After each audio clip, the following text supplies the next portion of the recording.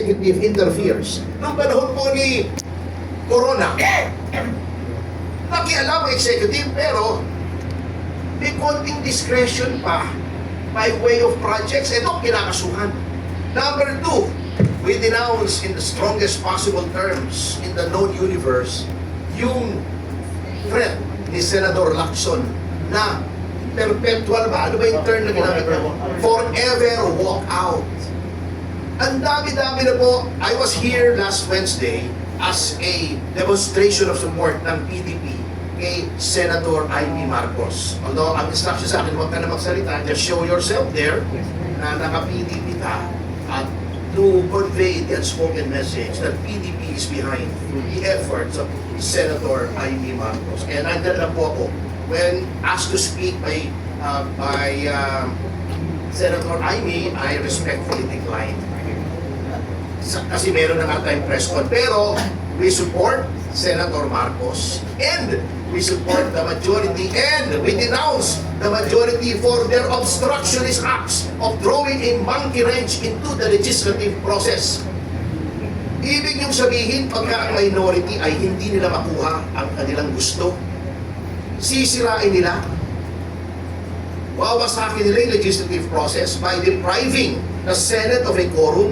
Hindi ba sila hinalal ng milyon-milyon para maging kinatawan? How can you represent the people if you're walking out? How can you discharge legislative functions if you're walking out? Of course, may mechanism.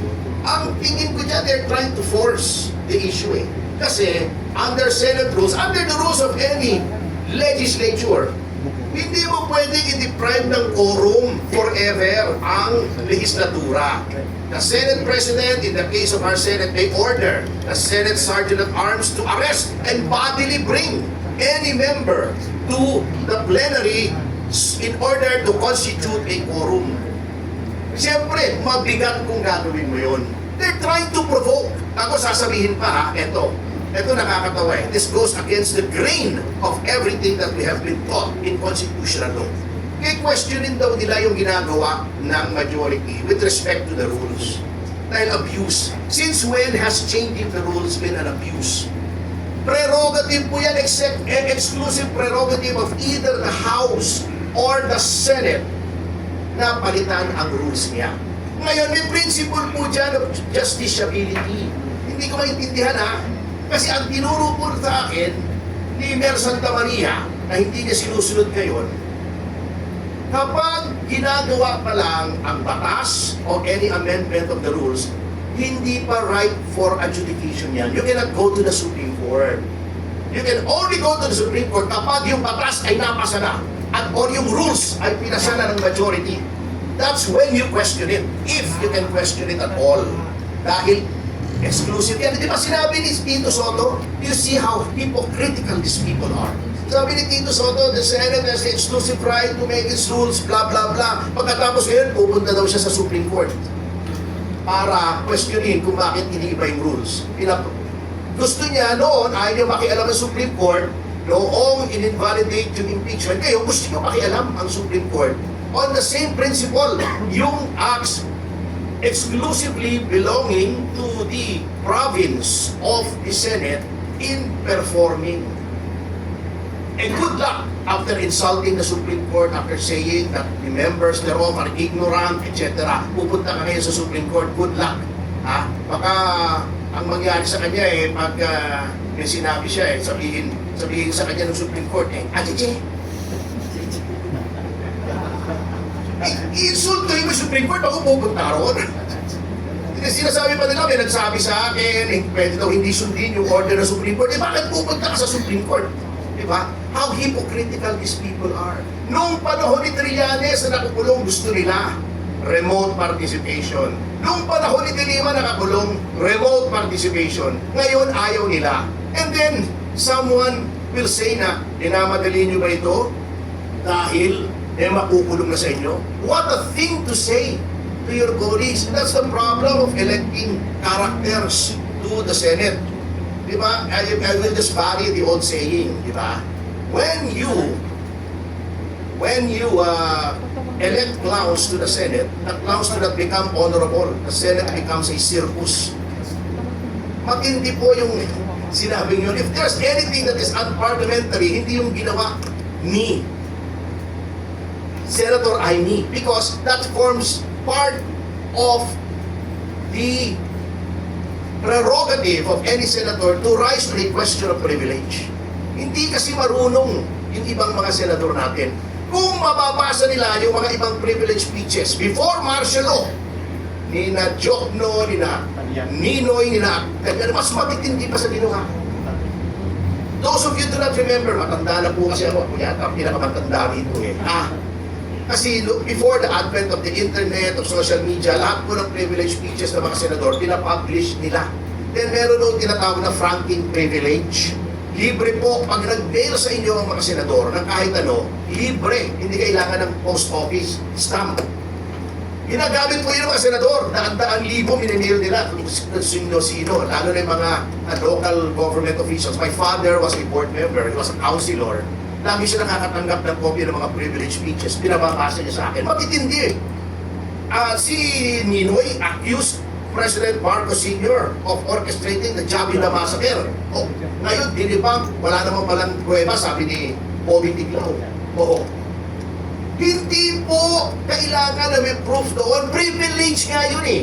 Why is there such a doctrine as the rubric of privilege? It's to encourage every senator in representation of the millions who voted for him or her na magsalita freely without fear of reprisal except before his peers by way of an ethics committee complaint.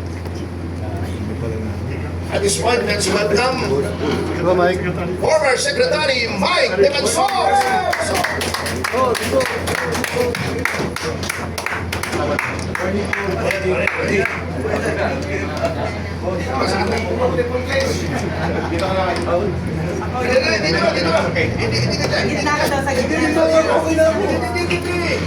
Highlight.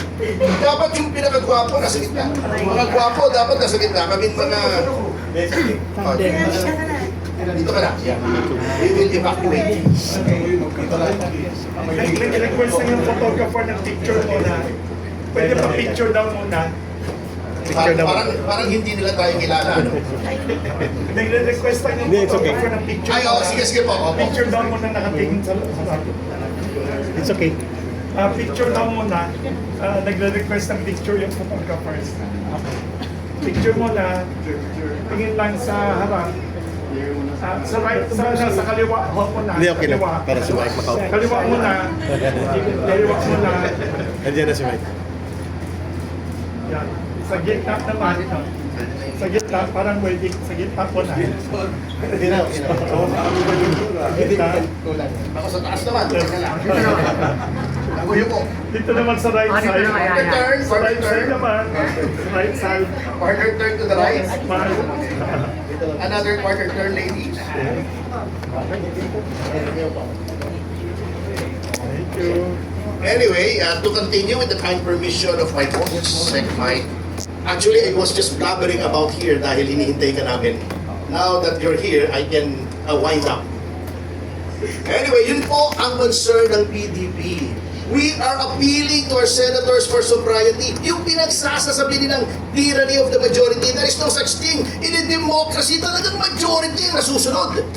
Bakit? Pagka nanalo ba nung nanalo ba si BBM, may nagsabing tyranny of the majority? That is democracy. The majority rules. Yun po yun. Wala tayong magagawa doon. Those are the rules. And the rules of the Senate are subject to amendment at any time by the will of the majority. Wala pong tyranny dito. Puro kahipokrituhan, puro demagoguery ang pinagsasabi ng minority. Ngayon, I challenge Senator Lacson. Kasi isa pang hipokrito yan eh. Surrender siya kay Bato. Una-una, pumirma yata siya dun sa Resolution 44, di ba? Si Ping. Pagkatapos surrender, hindi naman siya surrender noon. Nagtago siya. All those calling for the surrender of Senator Bato are hypocrites. Because Yung sina Teddy Casino, sina Lisa Masa, noong 2006, ewan ko kung buhay na yung iba sa inyo rito, nagtaguyan ilang linggo sa loob ng House of Representatives, di ba? Tignan niyo yung mga news reports, pinagmalaki pa ni Lisa Masa, doon na daw siya naglalaban ng panty sa loob ng House of Representatives sa lababo. O, to evade arrest. Si Trillanes, ganun din. Si De Lima, 2 araw yan nakiusap. I was there. Kasi kami yung ng BACC yung nag-file nung Billy Drug case.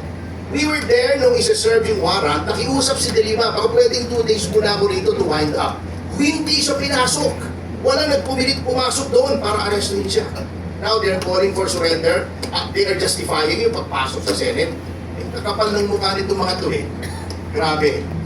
Si Lacson nga ang nag-coin ng word fugitive from injustice.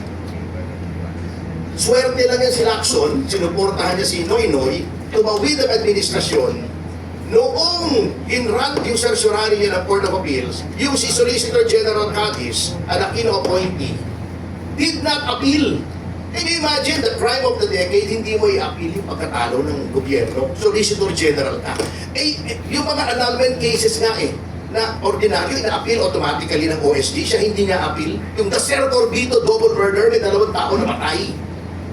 O the technicality, nag-grant yung lifting ng warrant ng principal accused, hindi mo i-appeal. O yan ang tirada. Diyan swerte si Ping. Swerte lang talaga si Ping. But one day his luck will run out. Anyway, I challenge him, sige, pakita niyo yung tunay na mukha niyo sa sambayan ng Pilipino. Forever mag-walk out kayo. Sige, pakita niyo, show your true colors. Ganyan naman kayo, pikon kayo eh. Pag kayo majority, okay lang. Pag kayo minority, hindi okay. And to end this tirade, I wish to announce that after this, I am proceeding to the Supreme Court to file a case for indirect contempt against Representative Sara Ilago, na isa pang hipokrito. Gusto niya, ayaw na ayaw niya na siya ay binabatikos. Pero, gusto niya, ikalang daw siya, etc. etc. Although wala namang misogynistic sa sinasabi ko, I was mocking her, I was making a point as part of a political debate. Napaka-sensitive mo. Pero pagdating sa rules ng korte, ay babastusin mo yung rules. Sinasabi na sa rules of court na confidential yung disbarment, i-reveal mo. Bastos ka, ayaw mo bastusin, pero bastos ka. At yung mga bayan black, bastos yung mga yan. Dapat na i-change yung last letter niyan eh. Makabayan. Hindi, letter G. No, anyway. Anyway, ganyan po, we will not stand for such hypocrisy. We will not stand for a violation of our rights. Ang gusto niyo mga yan, sila, red tagging, puro hipokrito eh. Sila, gagalit sila pag nire-red tag sila, pero ang lakas nila ng loob magsabing pasista, magnanakaw, si ganito, si ganon, ang matindi ang hypocrisy. We will teach them a lesson. And also in the works, last na po ito, because I know you're anticipating the talk of Secretary Defensor, it's a civil suit against actress Jasmine Curtis is also in the works. Kasi alam nyo, yung mga yung snowflakes, liberal woke-tards, ang hilig-hilig bumanat, pabanatan si Pangulong Duterte, pagka sasabihin nakakadiri si Suntay, pag sila ang kino-call out, nagagalit sila, nagdedemanda sila. Let's give them a dose of their own medicine. Hindi pwede yan. Kayo lang ang pwedeng bumatikos. Kami hindi pwedeng mag-respond, demanda nyo. Magdemandahan tayo forever. Kung di forever walk out, forever demandahan tayo. I will not stand for such hypocrisy, if only to make a point na hindi pwede yung mindset nyo na kayo lang ang pwedeng mamintas, ayaw nyo mapipintasan. That's BS. I will not stand for that, and I will stand up for my rights. Anyway, maraming salamat po, and now I turn over the floor. Baka bigla siya sumagaw na, I have the floor! Magalit na. Bigla ko sigawan na, I have the floor! Magkamayan pa kami mamaya. I want to give the floor, or to yield the floor over to our boss, our idol, our inspiration.